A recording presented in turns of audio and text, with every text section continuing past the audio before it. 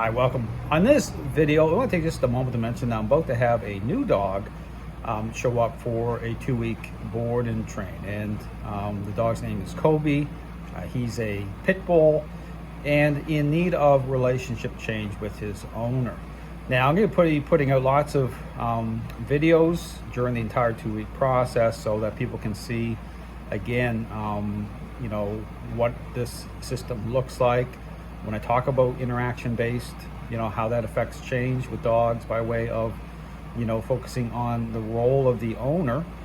In this case, I'm taking on that role. And again, in terms of, why I stop at the 2 weeks and why I have the owner involved during the 2-week process itself is because it is all about the owner. Understand, it's about relationship. So the process itself, in terms of change coming through me, you want to make sure it aligns.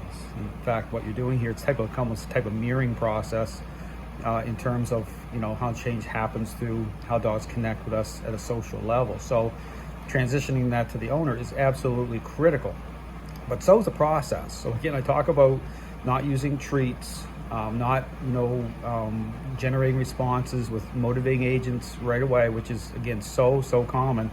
You want to stay away from that. Okay, the motivator is the relationship. Okay, understand the social connection. That's the motivator. I'll talk about more of that as I go about through the process. But here's the thing: when a dog first shows up here, one of the first things I do, just like I'm here right now, my little training area, is I'm hanging out with the dog. The crates are set up here.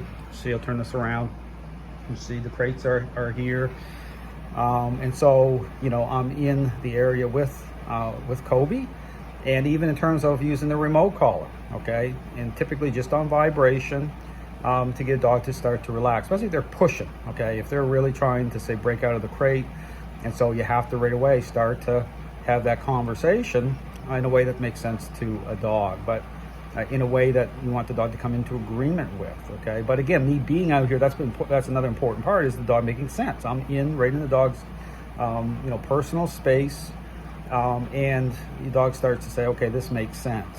Okay, but here's, when the dog comes in here, and here's a little tip, okay?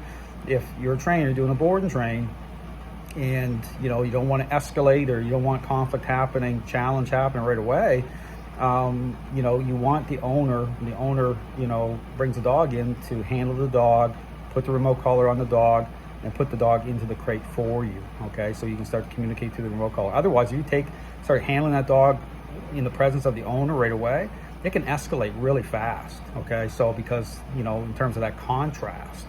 So you want to avoid that type of contrast, in this type of training process.